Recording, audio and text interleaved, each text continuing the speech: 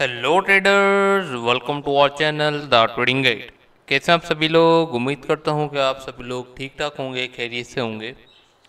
And welcome to our channel. आज की इस वीडियो में अपन लोग बात करने वाले हैं वीए से sign of weakness bank climax का एक मोस्ट इंपॉर्टेंट टॉपिक, जिसकी एक्यूरेसी हम क्लेम करते हैं कि मोर देन 95% से भी अबव है। एक सेटअप दिखाऊंगा आप लोगों को जो प्रीवियसली हम लोगों ने बात की है साइन ऑफ स्ट्रेंथ की, और जिसका हाई प्रोबेबिलिटी ट्रेड सेटअप के बारे में हम लोगों ने बातचीत की है। तो वो लाइव मार्केट्स में हमारी उस पर ट्रेड्स एग्जीक्यूशन हुई हुई हैं, ट्रेड हमारी चल रही हैं। अब फ़िलहाल के लिए अगर मैं एक चीज़ आपको दिखाऊं कि sign of weakness bank climax के जितने भी रूल्स हैं, आप लोगों को मुँह ज़बानी याद हो जाने चाहिए, बार बार लिखेंगे नहीं हम लोग, ठीक है।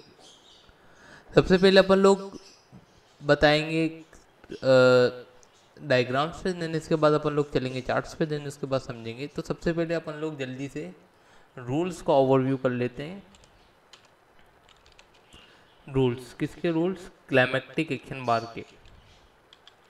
इन बाइंग क्लाइमेक्स अगर आपको देखना पड़ेगा, बाइंग क्लाइमेक्स में, बाइंग क्लाइमेक्स में क्या है? बाइंग क्लाइमेक्स में है number one buying buying background, ठीक है। नंबर टू कि ये एक नंबर टू कि ये एक प्रॉपर ही बाय की ही कैंडल होनी चाहिए। Number three big spread candle. और number four and the most important thing which is called the ultra high volume, ठीक है। आई होप कि आपको क्लाइमेक्टिक एक्शन बार के रूल समझ में आ गए होंगे। ये मैंने शॉर्ट फॉर्म लिखी है, तो समझ लीजिएगा। और इसी तरीके से ब्रेकआउट रूल क्या है हमारा? इसी तरीके से हमारा ब्रेकआउट रूल है,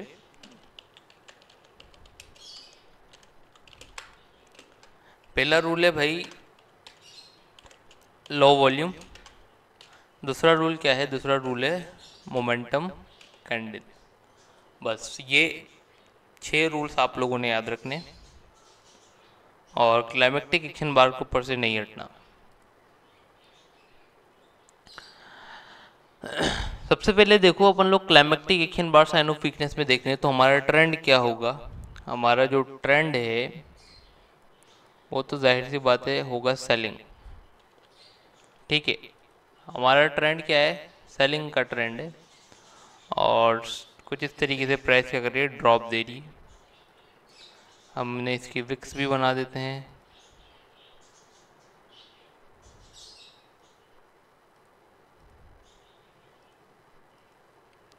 अब होता क्या है कि यहाँ से कुछ इस तरीके से रिट्रेसमेंट आना स्टार्ट होती है। अब रिट्रेसमेंट का असूल आप लोगों को मालूम है कि भाई क्या है? रिट्रेसमेंट का असूल है कि भाई जो हमारी इम्पल्सिव वेव की लास्ट बाय की कैंडल है, उसका हाई ब्रेक होना चाहिए। अब किसी एरिया पे या किसी पॉइंट ऑफ इंटरेस्ट पे हमारे को एक ऐसी कैंडल मिलती है जिसमें हमारी तमाम निशानियाँ पूरी हो रही होती हैं, जिसमें हमारी वॉल्यूम की निशानी भी पूरी हो रही होती है, जिसमें हमारी वॉल्यूम की निशानी भी पूरी हो रही होती है, और बाकी दूसरी निशानियाँ भी पूरी हो रही होती है। इसमें बाइंग बैकग्राउंड भी है, बाई की कैंडल भी है, बिग स्प्रेड कैंडल भी है, और ये इसका वॉल्यूम जो है वो अल्ट्रा हाई वॉल्यूम भी है। हम क्या करेंगे? हम सिंपल सी बात है, हम लगाएंगे यहाँ पे ट्रिगर लाइंस। हमने सबसे पहले लगाई लोअर ट्रिगर लाइन, देन अपर ट्रिगर लाइन। सिनेरियो नंबर 3 में क्या होता है कि भाई सिनेरियो नंबर 3 में प्राइस क्या करती है? अपर ट्रिगर लाइन को जिस तरीके से ब्रेक कर देती है ये, और ये किसके साथ होना चाहिए? लो वॉल्यूम के साथ होनी चाहिए, जिसे हम एब्जॉर्प्शन कैंडल भी कहते हैं। लो वॉल्यूम के साथ होगी। अगर इसका भी वॉल्यूम अल्ट्रा हाई आ गया तो हमारी क्लाइमेक्टिक एक्शन बार चेंज हो जाएगी। अब अपर ट्रिगर लाइन को ब्रेक करने के बाद प्राइस क्या कर सकते हैं? प्राइस थोड़ी बहुत ऊपर रेंज करना शुरू कर दी थी, कुछ इस तरीके से, कुछ इस तरीके से नीचे आती है। आने के बाद देन अगेन कुछ इस तरीके से ऊपर जाके हाई भी स्वीप कर सकती है। इसका ऐसे कुछ भी हो सकता है। हमें जब तक ट्रेड एंट्री नहीं करनी, हमें जब तक अपनी सेलिंग का ट्रिगर नहीं दबाना कि जब तक हमारी लोअर ट्रिगर लाइन, ये वाली जो है, ये लोअर ट्रिगर लाइन है, ये ब्रेक ना हो, ठीक है। और इस टाइम पे भले कैसे भी वॉल्यूम्स आए, हमारे को बस हमारी क्लाइमेक्टिक एक्शन बार से बड़ा वॉल्यूम नहीं चाहिए। अब भले वॉल्यूम्स कैसे भी आ रहे हों, नॉर्मल रेंजिंग वॉल्यूम्स आए या तो फिर कितने भी बड़े वॉल्यूम्स आए, हमें हमारी क्लाइमेक्टिक एक्शन बार से अगर बड़ा वॉल्यूम मिल गया तो हमारा ये सेटअप क्या हो जाएगा, हमारा ये वाला जो सेटअप बन रहा है ये सेटअप हो जाएगा फेल। और फिर हम लोग जाएंगे कि हमारे इस ये जो वॉल्यूम है इसके ऊपर हम लोग फिर अपना सेटअप फाइंड आउट करेंगे। अब होता क्या है, होता ये है कि भाई प्राइस अब कुछ इस तरीके से आती है और आने के बाद अपना लोअर ट्रिगर लाइन का ब्रेक डाउन कर देती है with momentum candle and low volume जो आपको सिखाया है।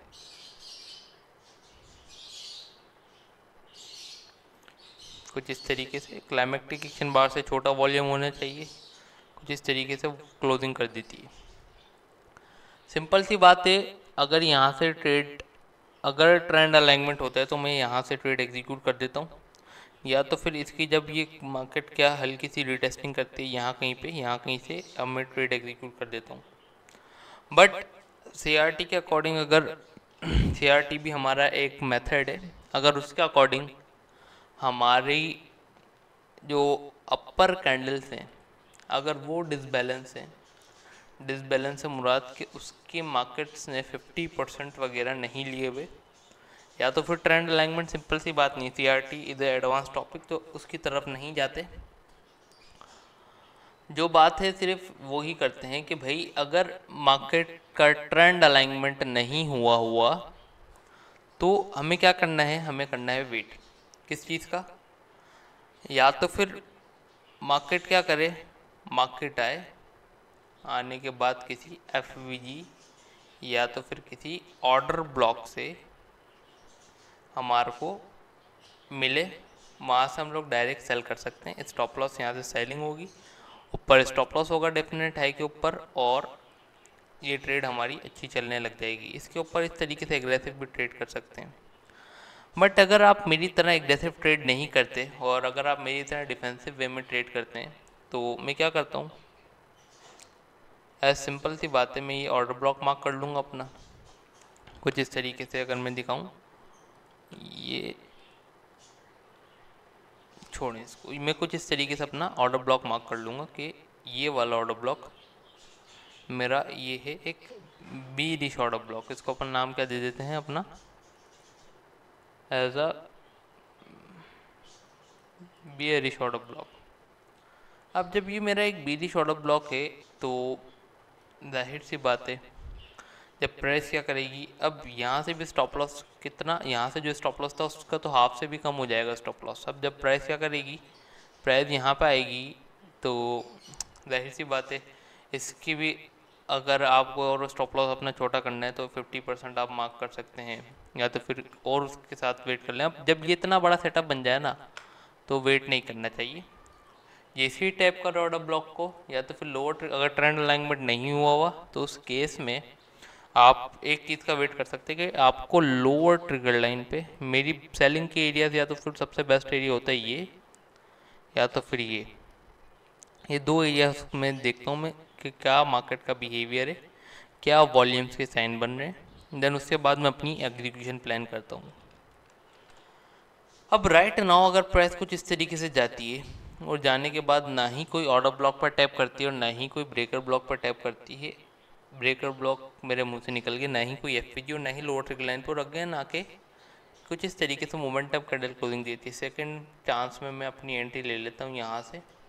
अब जाहिर सी बात है स्टॉप लॉस तो बड़ा बनेगा, तो इस केस में मैं डेफिनेट हाई पे स्टॉप लॉस लगाऊंगा। क्यों, क्योंकि सेव रहेगा स्टॉप लॉस। स्टॉप लॉस में कंजूसी नहीं करनी चाहिए, स्टॉप लॉस लगाएं, स्टॉप लॉस रहता ही हमारी सेफ्टी के लिए, ठीक है। स्टॉप लॉस लगाएं, as a logical stop loss लगाएं और इजीली हम यहाँ से ट्रेड करेंगे और हमारा टेक प्रॉफिट होगा जहाँ से भी प्राइस गिरी है। आई होप कि आपको समझ में आ गया होगा मैंने क्या समझाया है। एग्जाम्पल आपके लिए निकाल के रखी हुई है, तो अपन क्या करते हैं, अपन समझ लेते हैं एग्जाम्पल्स, और इसके बाद आपको एक साइन ऑफ स्ट्रेंथ की भी एग्जाम्पल दिखाते हैं जो कि कल ही रिसेंट में बनी है। गोल्ड ऑल टाइम हाई पे, ठीक है, ऑल टाइम हाई पे था। प्राइस ने क्या किया, H1 में प्राइस ने, अगर ये देखें तो रिट्रेसमेंट काउंट हुई है ना, ये देखें लो ब्रेक है अपना, प्राइस ने क्या कर दिया, लो ब्रेक कर दिया। वॉल्यूम ओपन करना मैं भूल गया, वॉल्यूम ओपन करते हैं। अभी यहाँ से कोई साइन नहीं मिला। अब ये देखें, ये एक साइन मिला, बट ये कोई और सा सेटअप है, सिनेरियो नंबर 2 है जो आपको पढ़ाया था, ठीक है। और ये भी कहाँ से मिल रहा है सिनेरियो नंबर 2, अगर मैं आपको कुछ याद दिलाऊं, ये भी सिनेरियो नंबर 2 मिल रहा है after the liquidity SVEEP of this high. तो इस केस में हम क्या करेंगे, इस केस में सिंपल एज दैट कि लिक्विडिटी स्वीप करके आ रही है प्राइस, डायरेक्टली यहाँ से शॉर्ट मारेंगे, स्टॉप लॉस रहेगा हमारा इसके ऊपर, और टारगेट जहाँ पे प्राइस गिरी है वहाँ तक इजी होगी, और इवेंचुअली प्राइस ने वहीं तक टारगेट दिया और वापस आकर हमारा ब्रेक इवन हिट कर देती। वरना अदरवाइज अगर होल्ड करते स्टॉप लॉस के ऊपर टिक के, तो ये वाले स्विंग तक भी इसने टारगेट दिए, बट इसके ऊपर मैं नहीं जा रहा, आज हमारा ये सेटअप नहीं है। अब हम देखते हैं कि भाई हमने क्या किया, हमने मार्क कर लिया हमारा ये ऑर्डर ब्लॉक H1 का। H1 का ऑर्डर ब्लॉक मार्कआउट करने के बाद प्राइस ने ऑर्डर ब्लॉक की भी लिक्विडिटी ली, ऑर्डर ब्लॉक के ऊपर से भी स्वीपिंग की। इसके बाद देखिए सबसे बड़ा वॉल्यूम मेरा क्या था, ये वाला सबसे अल्ट्रा हाई वॉल्यूम था, ठीक है, ये वाला वॉल्यूम मेरा सबसे बड़ा वॉल्यूम था। अब इन सेटअप्स को जो मैं बताता हूँ ना कि यार इस सेटअप्स को बनने में काफ़ी ज़्यादा टाइम लगता है। अब ये M30 का सेटअप है, M30 के सेटअप ने कंफर्म्ड होने तक अपने कितना टाइम लगा दिया, लगभग कितना टाइम लगा दिया, 2 दिन 14 घंटे और 30 मिनट, 2 दिन इंतज़ार करवाया मार्केट ने अपनी इस एक्यूमुलेशन फेज में, ठीक है। अब जब एक्यूमुलेशन हुई उसके बाद मैनिपुलेशन भी हो गई। देखो एक्यूमुलेशन यहाँ पे हुई, एक्यूमुलेशन यहाँ पे हुई, मैनिपुलेशन हुई, देन उसके बाद प्राइस ने डिस्ट्रीब्यूट भी कर दिया। अब जब मार्केट ने एज अ, ये होती है मार्केट साइकिल्स, ठीक है, मार्केट ने एक्यूमुलेट किया यहाँ पे हमारी अपर ट्रिगर लाइन के ऊपर, हम कुछ भी नहीं करेंगे, सिंपल सी बात है। प्राइस आई, आने के बाद प्राइस ने यहाँ पे देखें, अगर ये देखें ना, ये एक लगती है यहाँ पे बॉडी की ट्रिगर लाइन, बट इसको छोड़ें, इस पे जाएंगे तो एग्रेसिव एंट्री है, हर कोई एग्रेसिव एंट्रीज नहीं ले सकता, मैं भी नहीं करता, क्योंकि एग्रेसिव एंट्रीज में रिस्क ज़्यादा होता है, ठीक है। प्राइस आई, यहाँ पे कुछ भी ब्रेक नहीं किया, हमने किया वेट, अगेन गई ऊपर, अगेन आके अब यहाँ पे प्राइस ने ब्रेक किया। अब मैं देखूंगा वॉल्यूम कि यार ये क्लाइमेक्टिक एक्शन बार का वॉल्यूम है ये, और इस वॉल्यूम से क्या ये वॉल्यूम छोटा है या बड़ा है, हाँ यार ये तो छोटा वॉल्यूम है, अगर ये इसके मुकाबले में देखें तो छोटा वॉल्यूम है। वैसे ट्रेड बनती है यहाँ से, बट हम क्या करेंगे, हम करेंगे वेट इस चीज़ का, क्या यार क्योंकि स्टॉप लॉस डेफिनेट हाई के ऊपर है, 1300 पिप्स का स्टॉप लॉस बन रहा है, हर किसी के लिए ये ट्रेड नहीं होती, ठीक है। ये ट्रेड सिर्फ उनके लिए होती है जो कि, इतना बड़ा टाइम फ्रेम है 30 मिनट्स का, ये ट्रेड उनके लिए होती है जो कि एज अ पोजिशनल होल्ड करते हैं या तो फिर एज अ स्विंग ट्रेडर्स होते हैं, उनके लिए। अब हमने कहा क्या है, सेटअप हमारा कंफर्म्ड हो गया, अब हम क्या करेंगे, अब हम अपने मार्क करेंगे जो मैंने बताया FVG और ऑर्डर ब्लॉक। यहाँ पे ये FVG तो है बट ये ब्रेक अवे गैप है, FVG ये नहीं होता, FVG ये था जहाँ से प्राइस ने अच्छी खासी पिप्स भी दे दिए, बट ये था ब्रेक अवे गैप। तो ब्रेक अवे गैप के ऊपर हमारा यहाँ पे क्या था, हिडन ऑर्डर ब्लॉक। अब इस पर भी अगर आप चाहते हैं तो इस पर भी आप डायरेक्ट अगर एंट्री लेना चाहते हैं तो आप ले सकते हैं, बट हम इस पर भी जाहिर सी बात है एज अ डिफेंसिव वे में लेके काम करना चाहते हैं। अब डिफेंसिव वे में जब हम रहेंगे ना तो एज अ हमारे लॉसेस के भी चांसेस काफ़ी ज़्यादा कम हो जाते हैं। एज़ यूजुअल अगर आप देखें तो ये सिंपल हमारे को क्या मिला, एज अ 2 बार रिवर्सल की कंफर्मेशन मिली यहाँ पे, बट इसने इनगल्फिंग नहीं की अच्छी तरीके से, ठीक है, ये भी एक मसला है। चलो यार ठीक है, कोई बात नहीं। एक और अच्छी मोमेंटम स्ट्रॉन्ग कैंडल मिल गई यहाँ पे। अब अगर अभी भी एंट्री नहीं ली तो क्या कर रहे हैं, यहाँ पे सिंपली हमने एंट्री ली, अगर हम लेंगे तो इसके टैप पे भी ले सकते हैं, या इसका अगर मैं देखूं कि क्या इस कैंडल का 50% बचा हुआ है, ये देखें इस कैंडल का 50% की लाइन से प्राइस ने ड्रॉप दिया है। इसके 50% पे भी आप ट्रेड ले सकते हैं, क्योंकि देखो इसका भी 50% लिया हुआ है, इसका भी 50% लिया हुआ है। अगर मैं यहाँ पे दिखाऊँ ना आपको, इसका भी 50% लिया हुआ है, बट इस कैंडल का 50% नहीं लिया हुआ था। तो ये हमारे लिए एज अ अच्छे वे में हमारे लिए एक अच्छी ट्रेड बन सकती थी। यहाँ से मोमेंटम कैंडल अगेन यहाँ दी, सिंपल सी बात है, अब कर दो शॉर्ट, यहाँ से शॉर्ट कर दिया हमने यहाँ से। अब स्टॉप लॉस कहाँ रखें? अब हम रखेंगे, जाहिर सी बात है, स्टॉप लॉस, या तो फिर हम इस स्विंग के ऊपर भी रख सकते हैं। अब इस स्विंग के ऊपर क्यों रख सकते हैं कि यार इसने इतना ज़्यादा वो किया है तो आ नहीं सकती, बट अगर हमारे को अभी भी कुछ वो है तो हम रखेंगे इस हाई के ऊपर स्टॉप लॉस, और अपना टारगेट क्या बनाएंगे, जहाँ से प्राइस उठी है, या तो फिर ये लिक्विडिटी प्लस साथ साथ जिसके नीचे हमारा ये ब्रेकर ब्लॉक लेवल है, यहाँ तक हम अपना टारगेट बनाएंगे। ये कुछ इस तरीके से ये हाई प्रोबेबिलिटी ट्रेड होती है, तो उसका क्या कहते हैं, उसकी टेंशन नहीं होती, क्योंकि भाई रिस्क काफ़ी ज़्यादा कम होता है। इसी ट्रेड जब भी पोजिशनल लेते हैं तो रिस्क ऑब्वियसली बात है ऑटोमेटिकली कम करते हैं, और प्लस साथ ही साथ इसने देखो कितना अच्छा रिस्क टू रिवॉर्ड रेशियो दिया। इसने स्टॉप लॉस तो आपको हिट नहीं किया, स्टॉप लॉस की तरफ एक भी बार नहीं गई, और प्राइस ने इवेंचुअली आपको कितनी देर में टारगेट हिट कर दिया, आपका टारगेट हिट कर दिया इसने लगभग 5 दिन 11 घंटे में इसने आपका टारगेट हिट किया। और इसने कितने पिप्स दिए? 2100 पिप्स। अब अगर आप क्या कर सकते थे, ट्रेड मैनेज किस तरीके से कर सकते थे? प्राइस इस लो तक पहुंच गई, इस लो तक पहुंच गई, आपने अपनी थोड़ी क्लोजिंग कर ली, देन उसके बाद आपने अपना स्टॉप लॉस क्या कर दिया, या तो इसके ऊपर रख दिया, या तो फिर आपने टोटली ब्रेक इवन कर दिया। तो इस केस में भी आप अच्छा, इसे कहते हैं ट्रेड मैनेजमेंट सिस्टम। ठीक है, एक सेटअप हो गया ये। बाकी ये दूसरा सेटअप है जिसके बारे में अपन बाद में बात करेंगे, और आपको दिखाते हैं अपना एक ये सेटअप देखें। चलिए इसको देखते हैं, ये क्या सेटअप है। ऑल टाइम हाई पे सेटअप बना है, ट्रेंड लाइन वगैरह कुछ भी नहीं था। ठीक है, ये अल्ट्रा है वॉल्यूम है हमारा, प्राइस ने easy to easy lower trigger line break कर दी, अगेन ऊपर गई, और कुछ इस तरीके से अगर मैं नापूँ तो इसका 50% तो ऊपर पेंडिंग है, बट ऊपर जाने के बाद इसने as a 2 bar reversal sort of candle बना दी। तो हम यहाँ से करेंगे शॉर्ट। स्टॉप लॉस कहाँ रहेगा? स्टॉप लॉस रहेगा भाई हमारा यहाँ पे, बट एक वो है इसमें टेंशन। अब एक इसमें टेंशन क्या है, क्योंकि इसने अभी हमारा ट्रेंड अलाइनमेंट नहीं किया, तो मैं होता ना, मैं यहाँ पे एंट्री लेता ही नहीं कभी भी। क्यों? क्योंकि इसने ट्रेंड अलाइनमेंट नहीं किया, यहाँ पे मैं एंट्री नहीं लेता। बट इस स्ट्रैटेजी के अकॉर्डिंग हमारी कैप का अकॉर्डिंग एंट्री यहाँ से थी, हम चलो यहाँ से ले लेते हैं। हमने एंट्री ले ली, रिस्क तो जाहिर सी बात है लेना पड़ता है, और हमारा टारगेट क्या है, जहाँ से प्राइस उठी है वहाँ तक आएगी, और इसने हमारे को 1:4 का इजीली टारगेट अचीव कर दिया, बल्कि उससे भी नीचे दिया है ये वाले लो पे। चलो guys, that is done for the day. Additional part में आपको चलो प्रो टिप्स बता देता हूँ कि हमारी जो पोजीशन है, ये देखें, स्ट्रक्चर्ड एनालिसिस था प्रॉपर, और ये मैंने एक लगाया हुआ है अलर्ट किसी चीज़ के लिए।